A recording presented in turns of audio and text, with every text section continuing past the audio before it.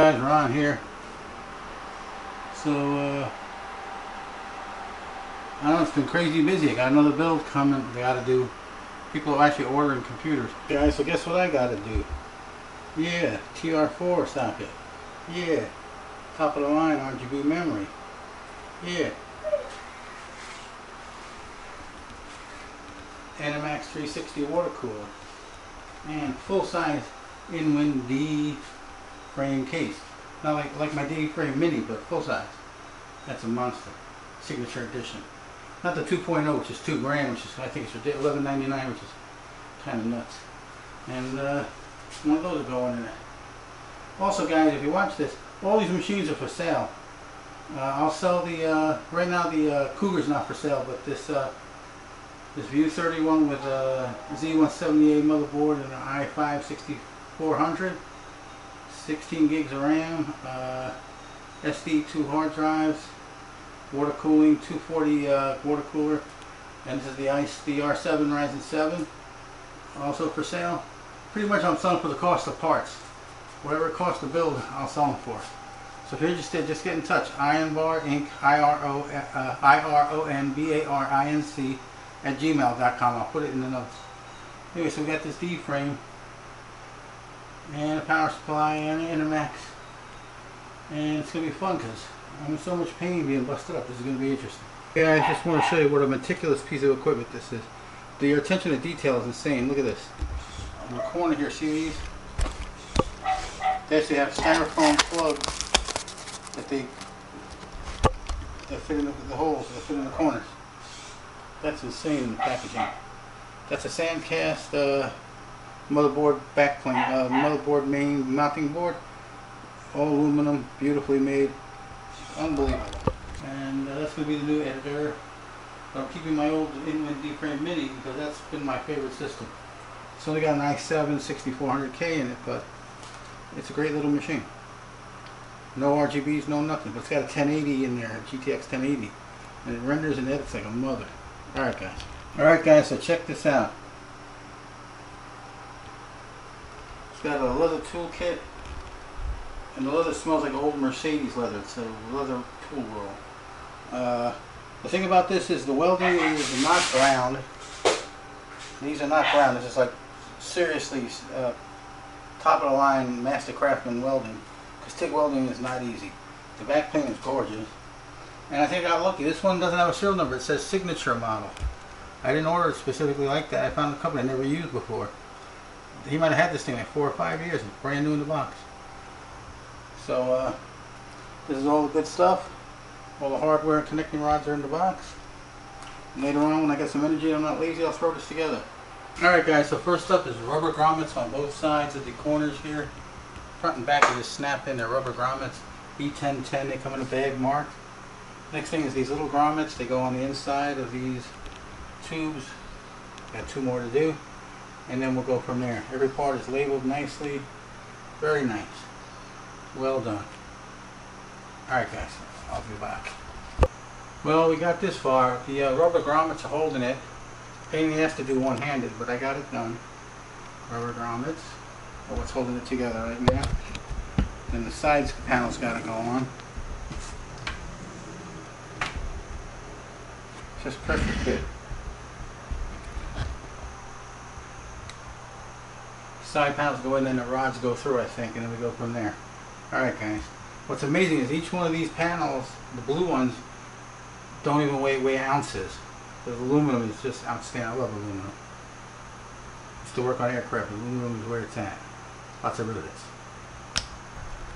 So right now it's just held together with these bushings and these grommets. This is the last one on this side. Let's get it in there.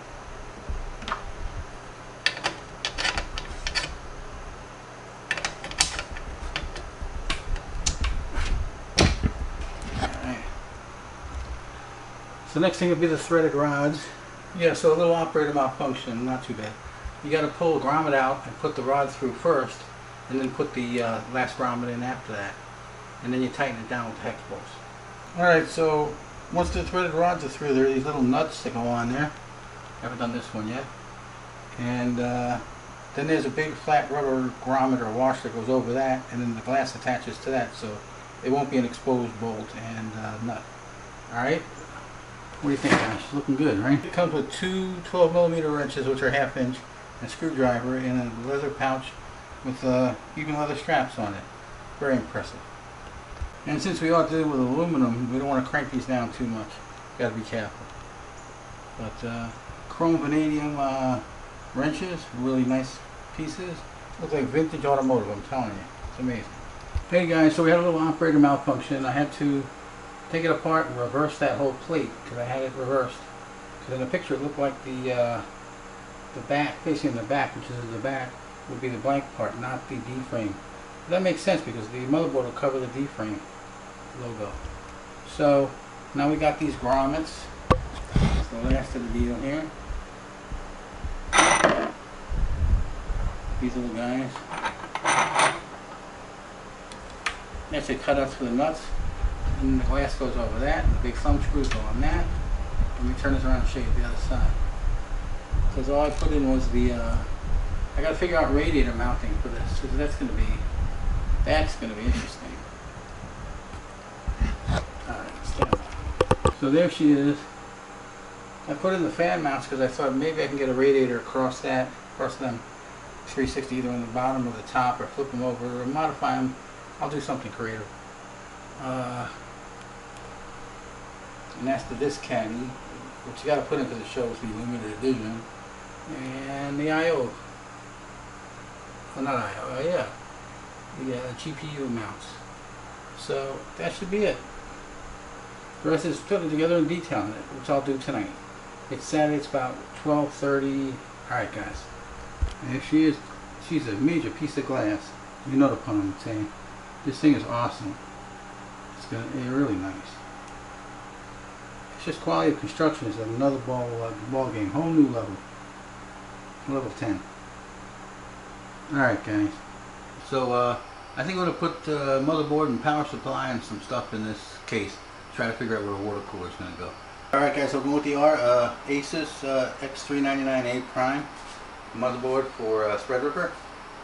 And what's amazing to me is this memory. 32 gigs, 350 bucks. For 32 gigs I could probably put 256 gigs of DDR3 in a server. And for the price of 64 I could do a terabyte. It's just DDR4 is out of control. Alright, let's see what we got here. The PCI slots were going to not fit because I had to put the main back plate on the case backwards. Alright. Also, a lot of guys are having trouble with, we're talking about having trouble with putting Threadripper in the socket with certain boards. I had a couple of problems, but I didn't put all that weight on there and try to force it down and make it work. What I did is I took it out of the carrier, reseated it in the carrier properly, was very careful, and just made sure that all the corners of the carrier were fit properly, and the slider of the socket itself. And out of 3 of them that had trouble doing that, I was able to just do it nice and smooth and no forcing, no weight, no problem. Alright, let's go look at this motherboard. So this is how the orientation is going to be on this. Got to put the standoffs for the motherboard in, install all that, and get the power supply in. Like I said, this board was reversed this way, the main board. But I wanted the I put it so the logo was facing forward. Duh. So it looks like we got to do the first row, and the third row, and then the final row. That's the way it configures. All right. And that's how it configures. Go figure. Ah. So even the hardware they supply is unlike the regular stuff you get that's mass produced by everybody. This is a fine machine piece. Pretty impressive. As are the nuts to hold the glass.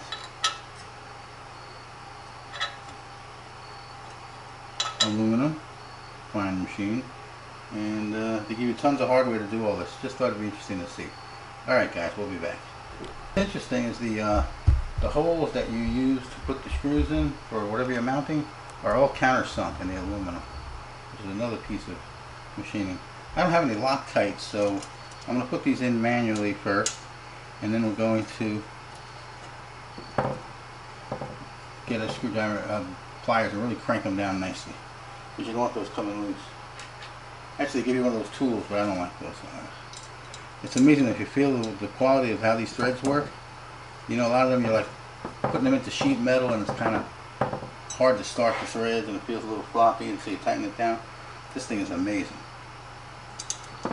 I'm turning into a fanboy, but you gotta love quality, you know. Little screws fit without a magnet. It's incredibly tight and perfect. I love quality, you know, more than quantity. Little operator malfunction. I'll be back. So pretty much on any build, you got to look at the pattern, the screw pattern for your motherboard layout, and just put them in the right spot, because they're all different. And this one you skip it, skip one, the way I figured it out. Third row. If I get this in there. I'm telling you, I'm left-handed and I can't use the left yet. I mean, I can use it a little bit, but not for fine movement, just for gross movement, strength and heavy stuff. I can do that.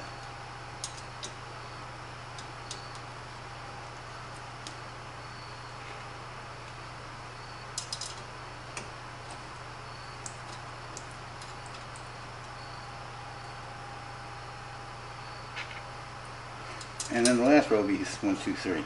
So, pretty straightforward. I haven't quite figured out how I want to do the power supply yet. You see, after I dropped the first time, I dropped that, and I don't do that again. I figured out how to do this without doing that. One-handed.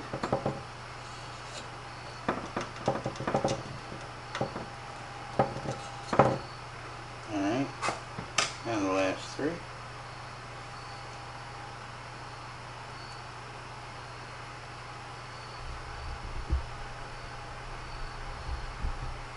And the last 3. I don't know if you can see the ones I just did, but I did them.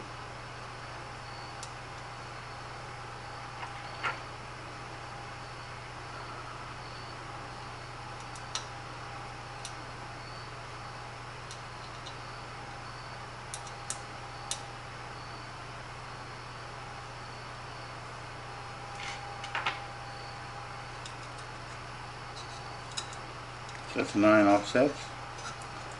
So, I don't know if you can see in the last one where I was talking about since I dropped the socket the first time, I'm not going to do that again. This build's like Valium, you know. If you need some sleep, just watch this build and you'll get your sleep. Alright guys, actually you know what? I'm already here, let's keep going. Might as well bore you to death now. Let's see.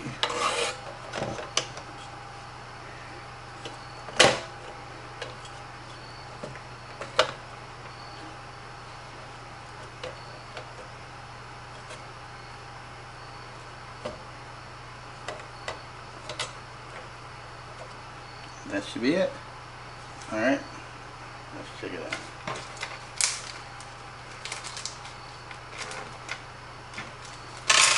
I like using magnetic screwdrivers, but at times they can be a pain because they don't release the screw when you want. So having a precision screwdriver that fits your nuts and bolts, your screws, really perfectly by fit is really a good thing.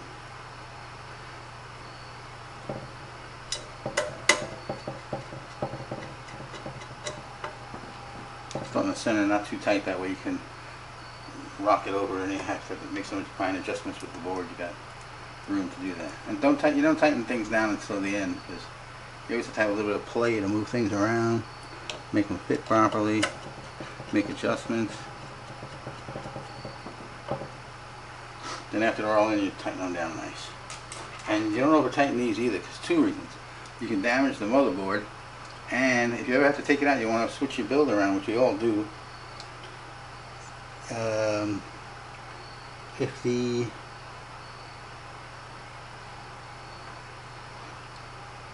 standoffs come out with the screw, you're literally screwed. And getting them out is a pain. That's why you crank them down real good. I usually use Loctite, like I said, blue Loctite. You can always break it free. Red Loctite is too good. You got to heat it up to get that out. It's a whole Loctite education here.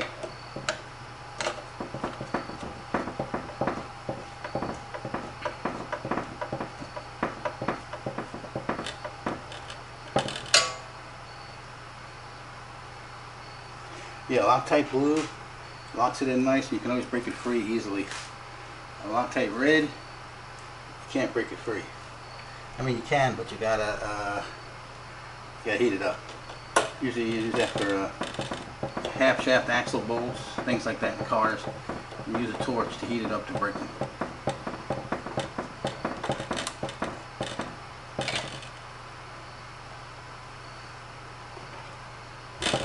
I think that's everybody. One more. Double check that.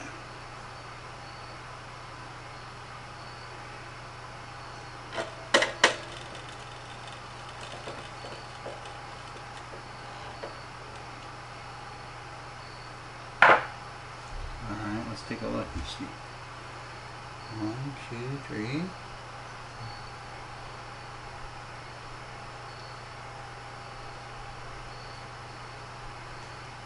Now we're missing the whole middle row, Doy.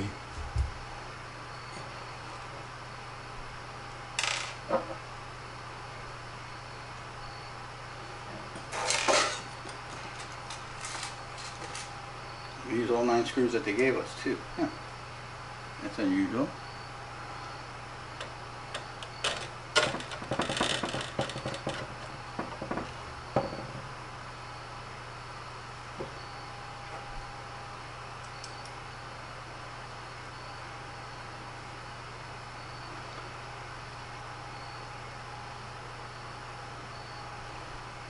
One back here in the corner. Oh, that's a tough one, huh? Yeah, ooh, huh. It rolled out over here, so I got it. Alright. So let's get the angle just right, guys.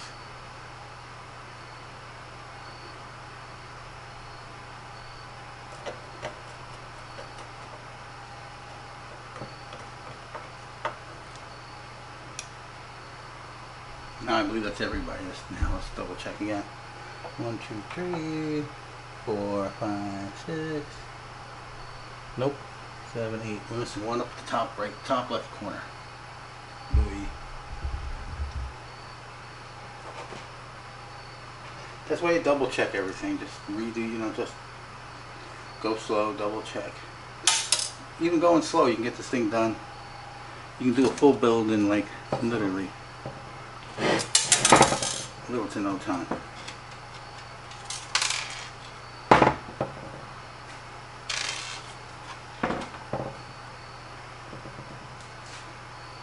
I mean, even the most complicated build you can do in like 8, 10, 12 hours straight. I like to do them straight because I lose momentum, you lose your place. You like to keep going and get it done. But you go slow. Enjoy the process. This way you can be meticulous too. Alright, so everybody's in. Let's tighten them down. Like I said, not too tight. Snug, nice snug. You can usually feel what's a nice snugness without overdoing it. That's why, if you notice, I don't grab the screwdriver with just the fingertips. You can only get so much torque. If you put your whole fist on there, you can over torque this thing like crazy. Not necessary.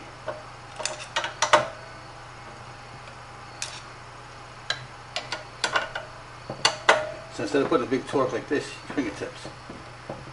Even if you're very strong, it's hard to get a lot of damaging torque that way. Alright, she's in.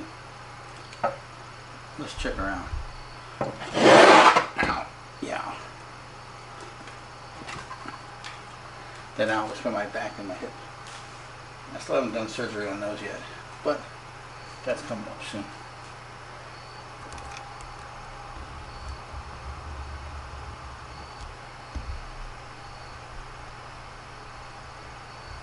So going with the old standard EVGA 550 fully modular supply. This is a great supply. It's cheap. I've never had one crap out on me, even stressing me out. The other thing I realized, I don't have a graphics card. Oh, I got a 1070 for the wind coming. RGB. That should go in the. That should probably go in the Cougar, and that Cougar 1070 should go in here. Although the little wind one's got a 1080. I don't know. We'll figure it out. It's a good problem to have. We should all have these kind of problems, right? That's the other nice thing about these power supplies. These cables are nice, black, braided. You don't need to do cable extensions or custom cables unless you can't reach something. But otherwise, I mean, these things are excellent. Even the exposed ends are black, so it's just a nice, convenient thing. The only reason you use an extension on something like this is so if it doesn't reach, like in the Cougar, the 8-pin CPU and the 4-pin, those needed extensions, but I worked around it. I had some these original ones that were longer in length. So with these, you don't have to do any of that unless you want to. You know, these are good enough. You don't have to prettify it or anything. So let's see what we've got. I get frustrated if there's too much junk on the table. Let's get the power supply in. That'll clear up all this stuff. And then we'll get a look at this guy here and figure out where we're gonna, how we're gonna lick the lick tech problem. It's a problem we gotta lick. It's a tech problem. It's a lick tech. All right, guys. Anything on orientation? Cables out the bottom, or AC cord out here, and power switch here, and actually cables out the top around the back. This way, if you got to add stuff, you can get to it nicely. From here, it's a bitch. So I think I want to do it that way. And this is completely adjustable. This piece, depending on what size PS power supply you're using, this is completely adjustable. It's a very nice thing.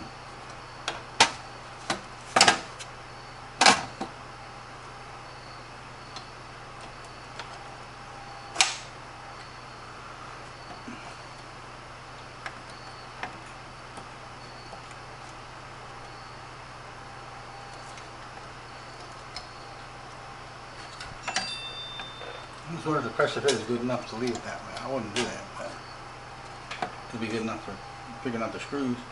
Alright, stand by. Hey.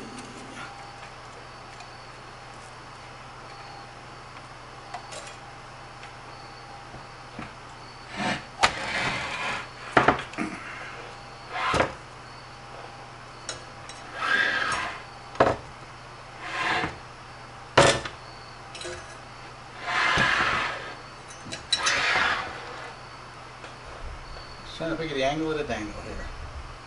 Alright, then.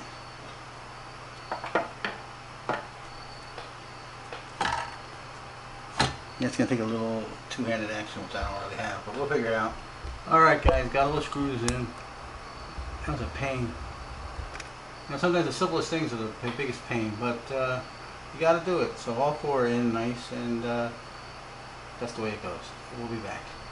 I think I'm going to cut it here, because this is getting long, and we'll have part 2, which may be done later today, tonight, Saturday, September 1st, Labor Day weekend, Memorial Day weekend, whatever it is.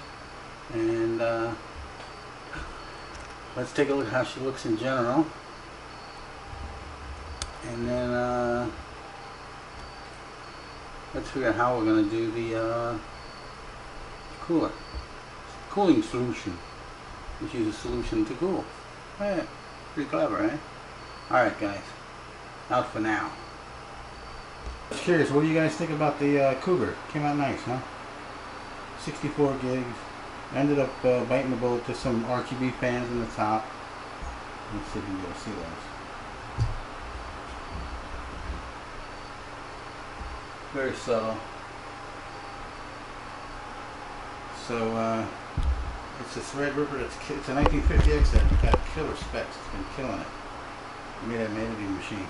So that means probably. Oh, check it out. I was taking a recharge and mapping. This little in-wind mini That's probably for sale if anybody's interested. It's a i7 6400. No, i7 6700. I upgraded that. i7 6700 SSD with Windows, two 1 terabyte drives. It's got an MSI motherboard. It's a mini. It's got Wi-Fi built into the board. It's got a 550 watt power supply, you know, the usual. It's got an up here water cooler. It's got I think it's got 8 gigs of RAM, and it's a great machine. I use it for editing and everything else, but I can't justify. I'd like to keep the other. I'll keep a couple more of these machines. I got too many, so that'll be available if somebody's interested. It's a nice build, and just for the price of parts, pretty much. Between the price of the case, motherboard, case, parts, memory, hard drives, power supply, CPU. There you go. Little bargain. Alright guys.